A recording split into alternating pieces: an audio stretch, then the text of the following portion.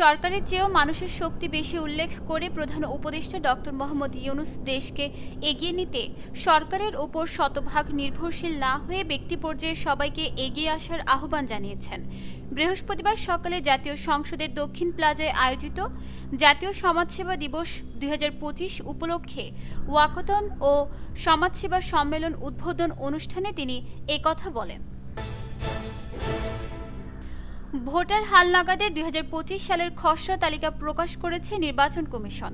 এতে দেখা গেছে দেশে মোট ভোটার বেড়ে ১২,৩৬,৮৩,৫১২ জনে দাঁড়িয়েছে।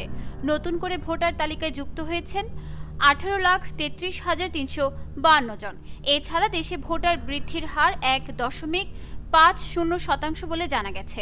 বৃহস্পতিবার নির্বাচন ভবনে সাংবাদিকদের এক ব্রিফিংয়ে এসব তথ্য জানান নির্বাচন কমিশনার ব্রিগেডিয়ার জেনারেল অবসরপ্রাপ্ত আবুল ফজল মোহাম্মদ সানাউল্লাহ। বিএনপির জ্যেষ্ঠ যুগ্ম মহাসচিব রুহুল কবির রিজভী বলেছেন, ১৯৭১ সালের মহান মুক্তিযুদ্ধে জামায়াতে ইসলামের রাজনৈতিক ভূমিকা কী ছিল, কোন সেক্টরে যুদ্ধ করেছেন তা জাতি জানতে চায়। আপনারা কোন সেক্টর, কোন কমান্ডারের অধীনে যুদ্ধ করেছেন প্রশ্ন করেন তিনি। বৃহস্পতিবার দুপুরে আমরা বিএনপি পরিবার এর পক্ষ থেকে যুব এশিয়া কাপ বিজয়ী ক্রিকেটার ইকবাল হোসেন ইমনের পরিবারকে শুভেচ্ছা উপহার প্রদানকালে তিনি এ বক্তব্য দেন।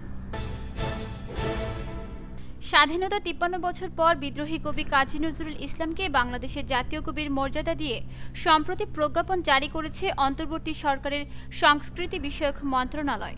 প্রজ্ঞাপনে বলা হয়, কবি কাজী নজরুল ইসলামকে ১৯৭২ সালের ২৪ মে কলকাতা থেকে সপরিবারে ঢাকায় আনা হয় এবং তার বসবাসের জন্য ধানমন্ডির ২৮ নম্বর সড়কের ৩৩০ বাড়িটি বরাদ্দ দেওয়া হয়। ১৯৭৬ সালের ১৮ ফেব্রুয়ারি আনুষ্ঠানিকভাবে বাংলাদেশের নাগরিকত্ব দেওয়া হয় এবং একই বছরে তাকে ২১ পদকে ভূষিত করা হয়।